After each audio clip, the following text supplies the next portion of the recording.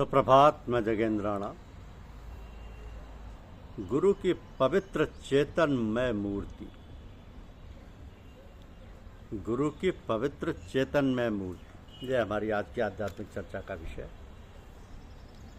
तो सबसे पहले बात जरूरी है कि ऐसे गुरु के पास जाएं जिसकी जिंदगी दोनों पहलू से आदर्श रूप हो, जिनकी आत्मिक और सांसारिक व्यवहार की दोनों नजरें सुडौल हैं और दोनों बराबर काम करती हैं।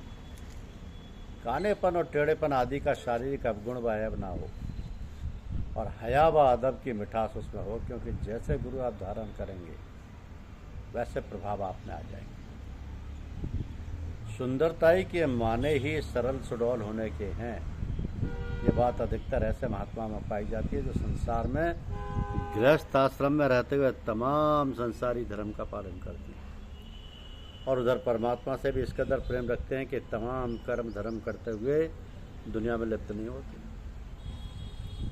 सब कुछ करते हुए कुछ नहीं करते हैं। ये बात बहुत कठिन है कि देखें सब कुछ और सब तरफ, लेकिन नज़र एक ही से लगी रहे। ईश्वर भी तो यही करता है कि वो संसार में हर काम में, हर जगह, हर समय सर्वदेशीय रहता हुआ पालन पोषण आदि के धर्म बराबर खूबी के साथ पूरा करता है और फिर उधर एक देशीय रहता हुआ एक सा निर्लेप और अनाम अरूप निर्गुण आदि बना रहता है। कहीं भी उसका पता नहीं मिलता है। मनुष्य भगवान का नायब है।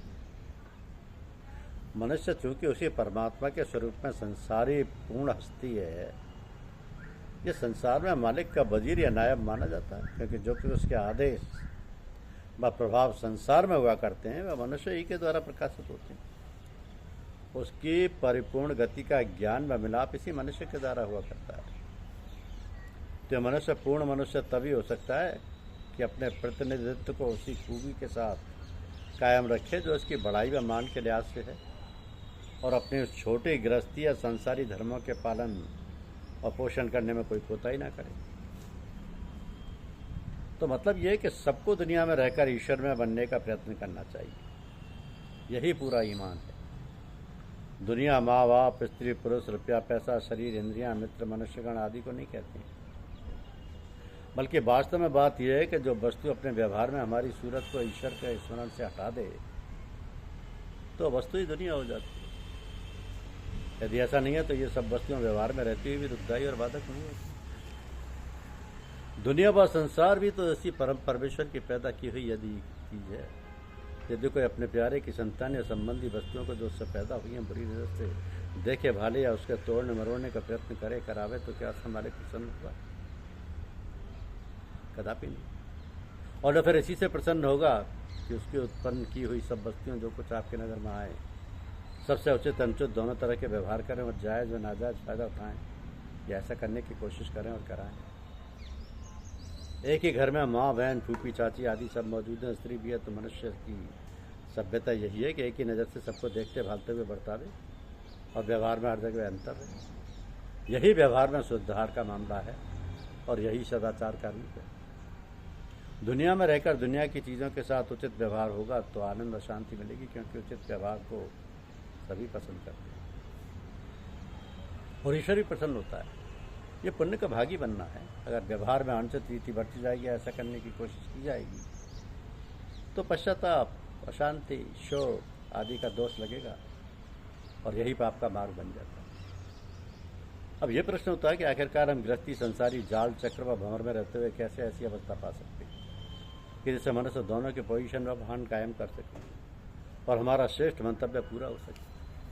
तो सबसे पहले गुरु के पास जाकर सूरत ध्यान जमाने का उपाय सीखना चाहिए। गुरु के सत्संग से उसकी सूरत या तवज्जो की मदद से ध्यान जल्दी खुद लगने लगेगा। आत्मिक आनंद की शांत रचना मन में छलक जाएगी जो ख्याली व वास्तविक आनंद से अलग और शुद्ध होती है। ये वे ख्याल का ध्यान आनंद का ध्यान हो जाएगा। तो गुरु पर प्रेम श्रद्धा विश्वास अटल रखना चाहिए। गुरुदेव में कभी दोष नहीं देखना चाहिए। जो कुछ बतला मैं उसको वैसे ही मान लीजिए। गुरुदेव की पवित्र और मनोहर मूर्ति को ध्यान हृदय में हर समय रखना चाहिए। यह सबसे बढ़िया ध्यान का अंग है, क्योंकि गुरु आत्मिक शक्तियों का भंडार है और उसके स्वरूप में आत्मिक प्रकाश छलकता रहता है। उसके ध्यान करने से गीता जागता चैतन्य रूप सामने रहने से बड़ा लाभ होता है कि आत्मिक आनंद व शांति के लहरों मूर्ति से फूट फूट कर प्रकाशित होती रहती है। यह स्थूल मूर्ति का ध्यान करना इसलिए उचित माना गया है कि यदि ये वो रूप व मूर्ति है जिसमें आत्मा की चेतना जीती जागती हर समय मौजूद रहती है। रोम रोम में उसकी वृद्धि दौड़ती रहती है, आगे बढ़कर शक्ल खुद तब्दील हो जाती है और खालिस रूहानियत व नूरानियत से संबंध हो जाता है।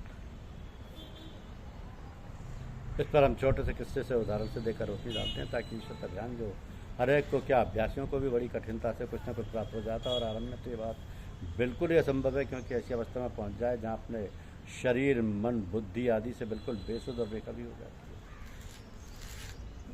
लेकिन आत्मा के शांत व आनंद गति में डूबकर आनंद व सुख में मगन रहे तो वहाँ शरीर, मन, बुद्धि आदि आत्मा और ईश्वर के ज्ञान की अवस्था प्रारंभ हो जाती है। मतलब यह कि अपनी आत्मा का स्वरूप अनुभव द्वारा कुछ न कुछ समझ में आ जाता है तो ईश्वरीय ज्ञान आरंभ हो जाता है। अपनी आत्मा का स्वरूप अनुभव द्वारा कुछ न कुछ समझ में आ जाता है तो ईश्वरीय ज्ञान आरंभ हो जाता है। कुछ लोग किसी जगह से लंबे सफ़र को चले। उस ज़माने में रास्ते बड़े भयानक होते थे, लोग बड़े गोल व टोलियों में सफ़र करते थे।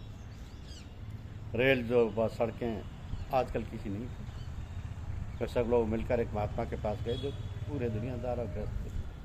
लोगों ने उनसे प्रार्थना की कि हज़रत, हम लोग बड़े लंबे सफ़र में जा रहे हैं, रास्ते में चोर, डाकुओं और जानवरों का भय, आप प्रार्थना करें कि हम सब कुशल पूर्वक मंजिल तक पहुंच जाएं, या कोई जाप या तरीका कृपया करके बतलाइए कि जब कोई विपत्ति अचानक आए तो वो क्या किया जाए। महात्मा जी ने अत्यंत श्रद्धा प्रेम के साथ जो हजरत को ईश्वर के प्रेम के संग था बतलाया, भाइयों, ईश्वर ही मालिक है, इसी को याद कर लेना। हाँ, यदि ईश्वर का स्मरण ना बन पाए तो इस सेवक की याद कर लेना। ये लोग सफ़र को रवाना हो गए।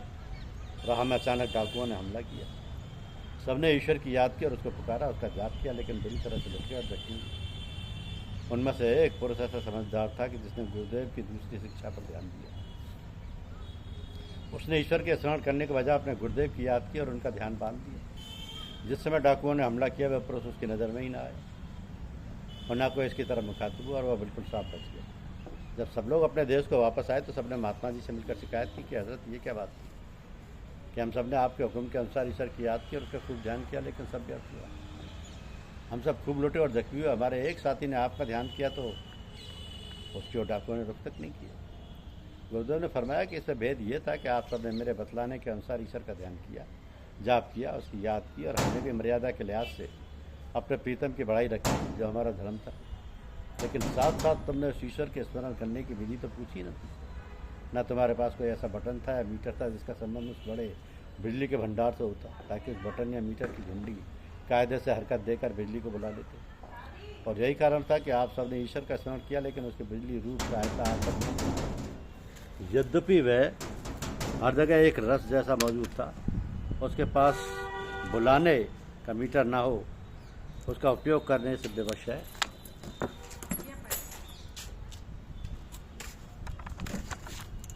उपयोग करने से विवश है। तो इस दूसरे पुरुष ने फकीर की याद की। क्योंकि इस फकीर के पास वह मीटर बड़ी शक्ति वाला मौजूद है जिसका संबंध उस ईश्वर से हर समय सीधा लगा रहता है। लिहाजा जब इसने मेरी याद की तो उसके हृदय का संबंध मेरे द्वारा ईश्वर के दिल से एकदम हो गया। और चूँकि वे और मैं एक ही तत्व, अतएव यह ईश्वर शक्ति उस पुरुष की सहायता के लिए वहाँ पहुँच गई। दूसरी बात यह है कि आप लोग ईश्वर को क्या जाने, कहने सुनने से सुनी सुनाई तौर से कुछ जानते हैं, और हमारे दिल में उसका परमात्मा का संबंध हर समय रहता है। लिहाजा उसने मुझे याद किया तो जो मेरे पास था वो पहुँच गया, क्योंकि मैं उसकी याद में डूबा रहता हूँ। बंदा वो क्या जो तालिब मौलाना हो सका, कतरा वो क्या जो मायल दरिया ना हो सका। निसाते ज़िंदगी है ज़िंदगी का यूं बसर होना, निसाते ज़िंदगी से ज़िंदगी में बेखबर होना। तो सबसे सहज ध्यान उपासना की विधि आरंभ में यही है कि गुरु की पवित्र चैतन्य में मूर्ति का ध्यान अपने हृदय में हर समय बनाए रखने का प्रयत्न करें, और वह जो ध्यान व उपासना का कर्म बतलाए वो भी करें। लेकिन गुरुदेव के ध्यान को हर बात के करने से पहले उसमें शामिल कर लें तो सदा सफलता ही मिलती रहेगी। बंदा वो क्या जो तालिबे मौलाना हो सका, कतरा वो क्या जो माइले दरिया ना हो सका। निशाते ज़िंदगी है ज़िंदगी का यूं बसर होना, निशाते ज़िंदगी से ज़िंदगी में बेखबर होना। धन्यवाद।